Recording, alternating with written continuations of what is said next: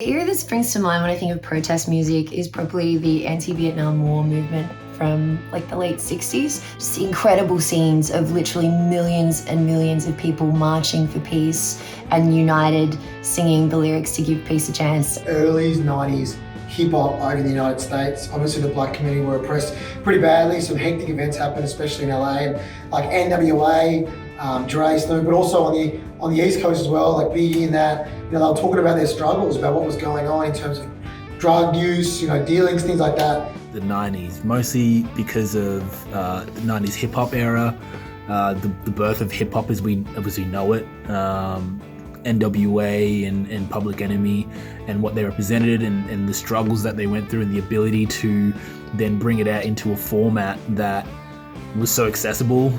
As someone who was born in Africa and lived in Australia, it's still crazy to me how relatable it can all still seem. Like when I think back to protests, I think of like flower power. I think of particularly the 60s and 70s when so many artists, from Marvin Gaye to Stevie Wonder and the Staple Singers, they were taking human issues and putting it into their music.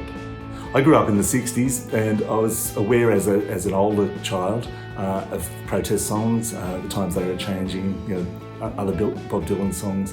And so I guess that's really the peak of protest music in the modern era for me.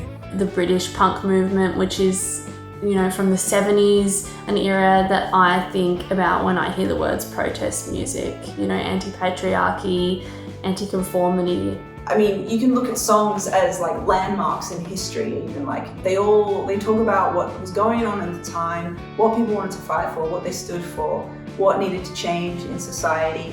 I think throughout the course of history, expressing frustration and coming together under certain movements has always been tethered so tightly to the arts and especially music because it's just so expressive. It's kind of impossible to pinpoint one particular era because humans, we've been fighting for our rights forever and we still are. We're still protesting to this day. My brain immediately goes to the 1970s because I think of those protests against war and everything like that.